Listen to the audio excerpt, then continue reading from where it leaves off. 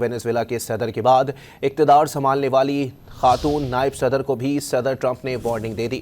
باور کرایا کہ تعاون نہ کرنے پر نکولس مادورو سے بھی بڑی سزا دی جا سکتی ہے۔ امریکی صدر نے کیوبا اور کولمبیا کو بھی فوجی کارروائی کا انتباہ دے دیا۔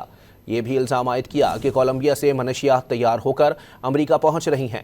کولمبین صدر کو بھی محتاط رہنے کی ضرورت ہے۔ وینزویلا میں فوجی کارروائی، صدر نکولس مادورو کی گرفتاری کے بعد امریکی صدر ٹرمپ نے وینزویلا کی حکومت سنبھالنے والی نائب صدر کو بھی دھمکی دے ڈالی۔ لاطینی امریکہ کے دیگر ممالک کے خلاف بھی کارروائیوں کی وارننگ دے دی گئی۔ صدر ٹرمپ نے وینزویلا کی نائب صدر ڈیلسی روڈریگز کو سخت انتباہ جاری کیا، باور کرا دیا کہ اگر انہوں نے امریکہ کے ساتھ تعاون نہیں کیا تو انہیں اس کی بھاری قیمت چکانا پڑے گی۔ یہ سزا وینزویلا کے گرفتار صدر نکولس مادورو کو دی جانے والی سزا سے بھی زیادہ بڑی ہو سکتی ہے۔ یہی نہیں، میڈیا سے گفتگو میں صدر ٹرمپ نے کولمبیا کے صدر کو محتاط رہنے کا مشورہ دیتے ہوئے باور کرایا کہ کولمبین صدر کو محتاط رہنا چاہیے کیونکہ کولمبیا سے منشیات تیار ہو کر امریکہ پہنچ رہی ہے۔ صدر ٹرمپ نے میکسیکو کے حوالے سے بھی سخت لہجہ اختیار کرتے ہوئے واضح کر دیا، میکسیکو کے صدر کلیڈیا شینبام ایک اچھی خاتون ہیں، مگر ان کے بقول ملک پر منشیات کے کارٹلز کا اثر و رسوخ ہے۔ اسی دوران امریکی وزیر خارجہ مارکو روبیو نے اندیا دیا ہے کہ کیوبا بھی مستقبل میں ٹرمپ انتظامیہ کی توجہ کا مرکز بن سکتا ہے۔ ان کا کہنا تھا کہ اگر وہ ہوانا میں حکومت کا حصہ ہوتے تو کم از کم تشویش ضرور محسوس کرتے۔ امریکی حملے میں گرفتار وینزویلا کے صدر نکولس مادورو کو نیو یارک کے حراستی مرکز منتقل کر دیا گیا ہے۔ ہتھکڑیاں پہنا کر لے جاتے ہوئے ویڈیو بھی جاری کر دی گئی۔